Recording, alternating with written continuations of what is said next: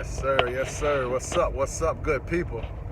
It's gonna be a quick one. I just was analyzing a few things and I just wanted to, just touch down with y'all for a minute. I hope everybody doing good.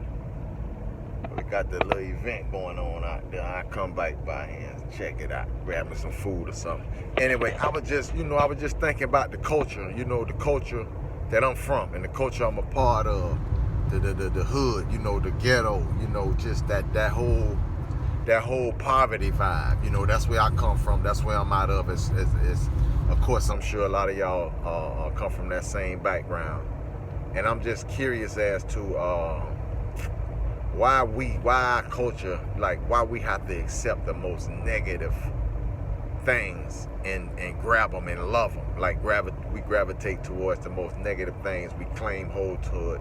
We call it ours. I mean, we live it. We live and die by it. Live and die by it. A lot of us, you know what I'm saying? It's just crazy. So I was just thinking and wondering, and I was like, I know I can't be the only person who sit around and think and wonder that to themselves. Like, why do we glorify violence? Where do we pick up all these? If we go by, if I say it in a religious thing, I say all these sinful ways. And if I just speak it in just a normal, natural life term, where do we pick up all these bad, negative, evil ways, these actions, and we love them, and we, like, what make us want to be the people who standing out in front of the corner stores all day, every day? Like, what makes that, like, why we think that's productive? Some of us out there hustling or doing whatever, so we hustle up a few bucks to come up on a few bucks. But for the most part, most of us just hanging, chilling out in front of liquor stores, getting drunk, just like really just shooting the breeze, and we call that enjoying the life and living it to the fullest and really enjoying it and doing it up. And that's really not what we doing. We trapped in a cycle, and we really, like, it go from, you see all the youngsters out there right now when you ride by the corner stores or you ride by the neighborhood corners. Them used to be me. That used to be me and my homies, me and my friends when we was growing up. And it's just, that's all it is. It's just a cycle. Now it's our sons out there. Then now some of our sons not even out there because a lot of them in prison. You know what I'm saying? They've been swallowed up by this whole. They've been swallowed up by this whole culture that we grab and we just take so. This negative force, this negative energy, like it's not just the men, it's the women, it's all of us, it's the kids. It's like we take this negative vibe and we stick to it. Like we call it being real, being hood, being ghetto, like just being, being the shit. And it's nothing, we being nothing, we being shit. That's really what we being, shit. Like literally. We're not accomplishing anything. We filling up the clubs. We filling up the prisons. We filling up the cemeteries. Like, we take hold and we take that to heart and we live and we die with a badge of honor by that kind of stuff. And it's like, I just was thinking, like, what, like, God, and I know, I kind of like dealing with psychology and dealing with history. I kind of know, I got a very good idea of where it come from and how it was so instituted on us. But at the same time, like, when do enough of us use our own mind? Like, why does the person who uses their own mind to think outside of this has to be the fool? Then this person becomes the enemy or the victim or the trouble one, because they don't want to just be wrapped up in the lust and just wrapped up into nothing. The cycle of seeing it happen to them, seeing it happen to their kids, seeing it happen to their grandkids, seeing it happen to their friends' kids, their cousins' kids, their family. It's like some of us get so tired and so sick of that, and we have to sit back and question this culture. Like, what's wrong with us as people? And I mean, if you real with yourself, you have to ask yourself that. Like, how can I sit around and say I believe in a great God who controls and has power over everything, but all of my actions are negative, devilish, sinful?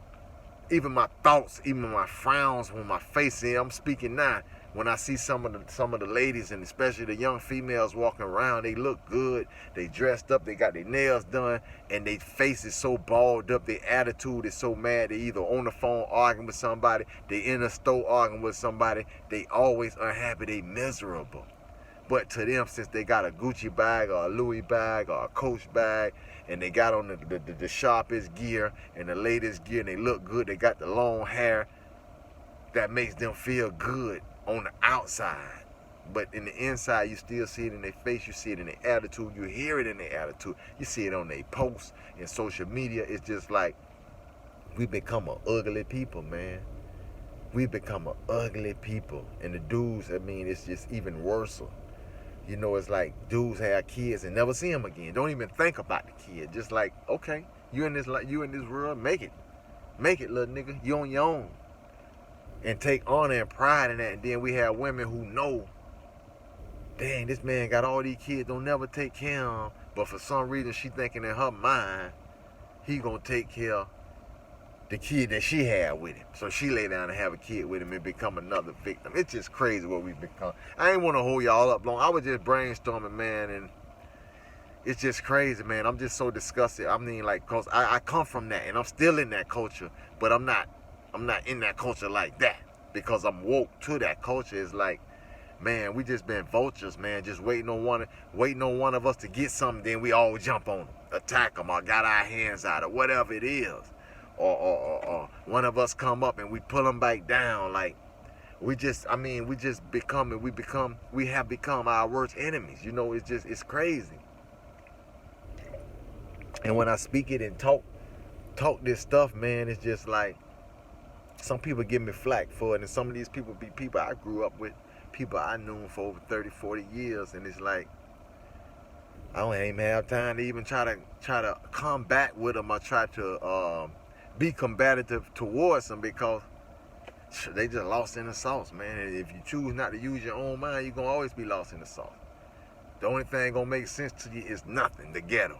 That's the only thing going to make sense to you. Whatever going on around you, people getting shot at the club and you still going to the club. No, like, it's normal. Oh yeah, somebody got shot, but it ain't going to happen to me. This the thought mind. This is the thought in the mind. Then you be seeing innocent girls shot at the club, or somebody hit accidentally in the stomach, and and everybody come on, oh, she was such a good person, or he was such a good person, they never did, had it. That's what happens. We know this is in the culture, but we so attracted to this, man. I remember, one quick minute, I'm going to show y'all how attracted we are to this. I remember one night, I got in a shootout on 22nd Street. I got in a shootout up at the Champagne Lounge with this dude. Really, I had got into it with him before this, but this particular incident was back at the Champagne Lounge again. And what happened was, he tried to run me over. Like, before I went in, he tried to, like, I was standing out there talking to some girls in the front, and he tried to, like, swerve up on the curb, like, run me over, but he kept going. So, you know, what happened was, I went on inside the Champagne Lounge, but my cousin ended up coming in there. You know what? I call him my cousin, you know, Taterhead. You know, everybody know Taterhead. Me and him so close, you know. We grew up together, so I kind of call him my big cuz and stuff. You know, we always, when anytime I had some problems I couldn't handle, that was one of the first people I called. But anyway, we was up in this big thing, man, and we was out there doing our thing. I mean, I was inside the Champagne Lounge, and I was doing my thing, and then I seen him come in. And then, you know, of course, it was dapped up, drinks up, you know what I'm saying, big cuz in here. And the next thing you know, we leaving, coming out of that club, and he spotted the dude. I didn't spot him. He spotted the dude. And I just seen him grab his gun and start running. So I pulled my gun out because I don't know what's going on, and I started running with him. Now, I see the dude that he had saw. So I run around the front of him, and I run up and bust. Boom, boom, boom. I'm busting into the car. And while I'm shooting into the car, he behind me shooting. And he make a mistake and hit me in the hand. So when he hit me in the hand, I dropped the gun. So the gun fall out my hand, but Smurf, my partner Smurf was with us at the time too. Smurf run and picked the gun up that I had dropped. So Smurf grabbed the gun. So my hand is burning, blood everywhere. Big cuz apologizing to me like, oh shit, cuz, you know, you all right? And to make a long story short, I did not go to I went to the hospital, but it was probably 4 or 5 hours later after I was pressured by my chick at the time to go to the hospital, because I don't even think I would have went. But what happened was, actually that was my son Mike's mom. She was talking shit and pressuring me, so and snapping on big cuz. So I just went on and called the people. They came and got. They thought I had shot myself anyway. But anyway, long story short, we stood out in front of that Snow Peak back then. It was Snow Peak. Everybody hang out, get their chicken wings and everything. We stood out there in front of Snow Peak, and I sat out there smoking a blunt and drinking like it wasn't nothing. Just wrapped my hand up with a shirt. That's how attracted I was to that damn life. That negative ass shit. So that much attracted that I'm so, my hand is shot and it's swelling up. It is blowing up and it's burning like hell. But I'm like, it ain't nothing. I'm out here smoking the J. People walk there, you just got shot, didn't it? And they like, it's like nothing, like attracted to this life. And of course I was on cocaine at that time, so I was really looted up. And I was probably smoking a boom joint at that time. And it was crazy, but that's how that life, that negative, man, it just grab you and it pull you in and it just have you. And we so many of us, man, we get wrapped up in that, man. I'm seeing dudes my age, man. These dudes been doing this shit forever and they still doing it, man. And I be looking at them like, what the hell? Like what? Like when do you say, okay, man, the party over? The party got to stop. Like when do you preserve yourself and start thinking about self-preservation and start changing your ways and start putting stuff down and picking up good stuff? Because you got to get all that negative, you got to channel that up out of you with positivity.